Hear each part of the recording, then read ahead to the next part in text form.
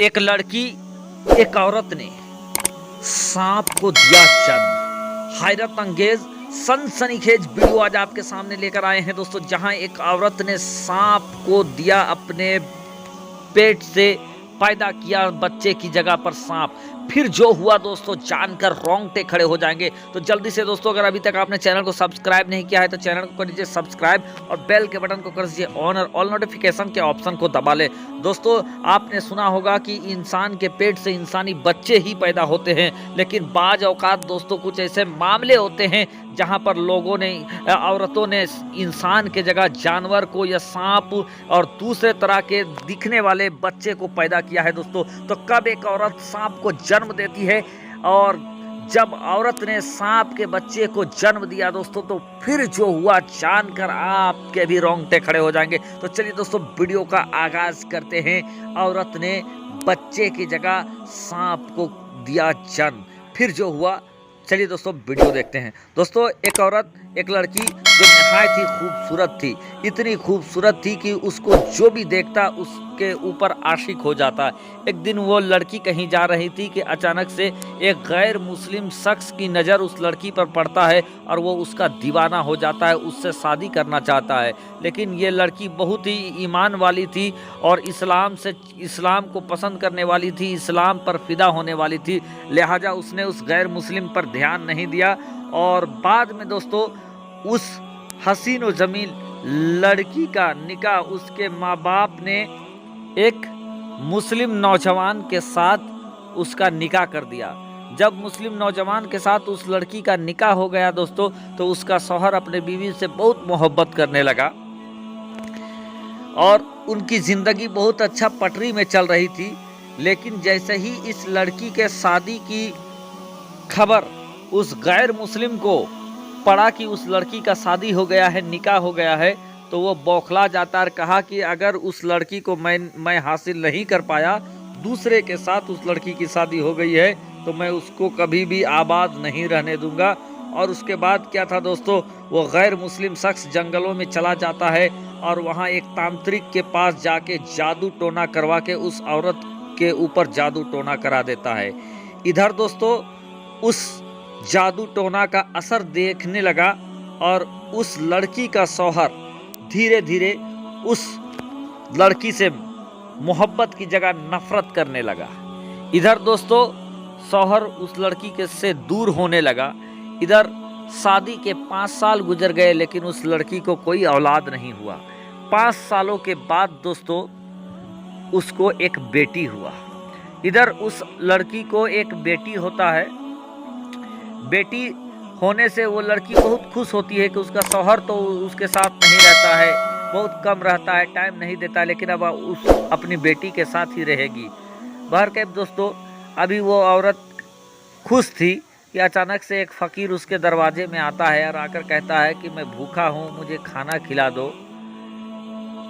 वो औरत, चूँकि वो इस्लाम की मानने वाली थी, चाहने वाली थी, अपनी कनीज़ को, अपनी नौकरानी को ये कहती है कि बाहर जो दरवेश फ़कीर आया है उसको तू खाना खिला दे, पानी दे दे। इधर उस लड़की के कहने पर उस लड़की के घर से नौकरानी निकलती है और खाना और पानी फ़कीर बाबा के सामने रख देती है। जब फ़कीर बाबा के सामने खाना पानी रखा जाता है, तो खाना खाने के बाद वो फ़कीर उस घर की तरफ देखते हैं और कहते हैं कि सुनो, इस घर में जादू का असर है और इस घर में कोई भी बच्चा जिंदा नहीं रह सकता है। तुम्हारी जो मालकिन है उसका कोई भी बच्चा जिंदा नहीं रहेगा। इस आवाज़ को सुनकर वो लड़की भी घर से बाहर निकल आई और कही कि आप कैसी बात करते हो, मेरा कोई बच्चा जिंदा नहीं रहेगा, बल्कि मेरे घर में मेरा एक बेटी है और वो अभी सो रही है। वो फ़कीर कहता है कि तू जाके देख ले, वो सो नहीं रही है, बल्कि वो इस दुनिया से चली गई है। वो औरत दौड़ती हुई अपने बच्चे की तरफ जाकर देखती है, तो सही में उसकी बेटी का इंतकाल हो चुका था। अभी वो औरत चीखती हुई बाहर निकलती है कि इतने में देखती है कि वो फ़कीर बाबा वहाँ से चले गए। फिर दोस्तों, कुछ दिन गुजरता है, कुछ साल गुजरता है और फिर उस लड़की के घर में एक बच्चा फिर पैदा होता है। बच्चा पैदा होता है और कुछ सालों के बाद फिर वो फ़कीर बाबा आते हैं और उसी के दरवाजे में फिर आवाज़ लगाते हैं कि भूखा है, खाना खिला दो। इतने में नौकरानी निकलती है। नौकरानी जब निकलती है तो उसने उस फ़कीर को देखते ही पहचान लिया और मालकिन को बुला देती है कि वही फ़कीर आया है जो पहली बार कहा था कि आपका कोई बच्चा नहीं जिंदा रहेगा और आपकी बेटी मर गई थी। अब वो औरत डर जाती है, बाहर निकलती है और कहती है, बाबा अब कौन सी बुरी खबर सुनाने आए हो? वो कहते हैं कि बेटी, अगर तुम मेरे बात पर यकीन करते हो तो मैं कहता हूँ कि सुनो, तुम्हारे ऊपर बुरे तंत्र मंत्र का साया है और तुम्हारा कोई भी औलाद जिंदा नहीं रहेगा। और ये कहते हुए वो फकीर फिर से वहाँ से चला जाता है। इधर वहाँ से चला जाता है वो फकीर, इधर उसका जो वो औरत थी काफ़ी डर जाती है, रोने लगती है और अपनी नौकरानी से कहती है कि जाओ अपने मालिक को बुला ले आओ। इतने में नौकरानी जाती है और उस लड़की के शौहर को बुला कर ले आती है। उसका शौहर अपने घोड़े में सवार होकर आता है, घोड़ा को अपने आंगन में खड़ा करता है और अपनी बीवी के पास चला जाता है कि क्या वाक़या है, क्यों डरी हो तुम, क्यों रो रही हो? इतने में उस फ़कीर का पूरा बात वो औरत अपने शौहर को सुना रही थी कि इधर वो उसका घोड़ा उसके आंगन में ही अपने पैरों से ज़मीन को खोदने लगता है, खोदते खोदते एक गड्ढा कर देता है। अभी मियाँ बीवी अंदर में बात कर रहे थे कि उसकी जो छोटी सी बीवी बच्ची थी जो सोई हुई थी, वो उठती है और दौड़ती हुई आंगन की तरफ निकलती है और निकलते ही उसी गड्ढे में गिरती है और गिरने से उसकी मौत हो जाता है। अब इस वाक़ये ने उस औरत को पूरी तरीके से तोड़ दिया। वो जान गई कि वो फ़कीर जो कह के गया है वो हो जाता है और अब उस फ़कीर का इंतज़ार करने लगी।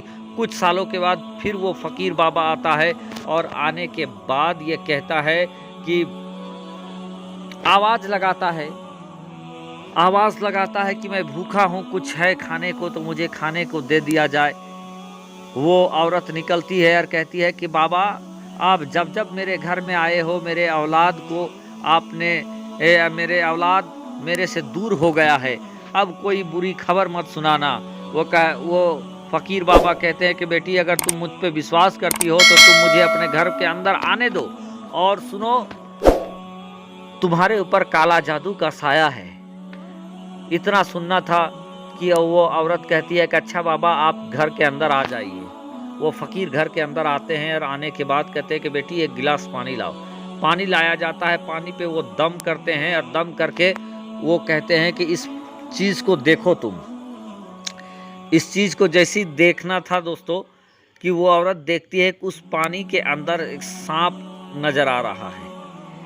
वो फ़कीर बाबा कहते हैं कि बेटी, एक गैर मुस्लिम जो तुम्हारे ऊपर आशिक हो गया था और जब तुम्हारी शादी इसके साथ तुम्हारे शौहर के साथ हो गई तो उसने तुमसे बदला लेने के लिए जादू मंत्र से तंत्र मंत्र करके तुम्हारे पेट के अंदर दोस्त एक सांप को बैठा दिया है और जब तक ये सांप तुम्हारे पेट के अंदर रहेगा तब तक तुम्हारा कोई भी बच्चा जिंदा नहीं रहेगा।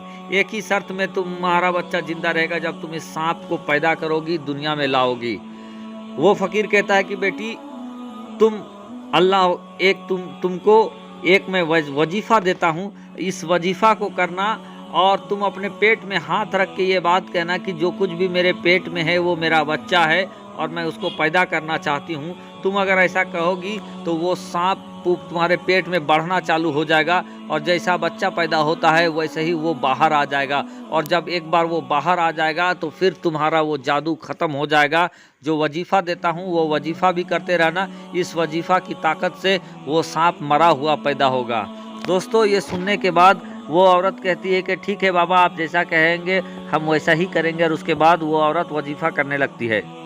वजीफ़ा की ताकत से दोस्तों वो औरत अब उस मुसीबत को झेलने के लिए पूरी तरीके से तैयार हो जाती है।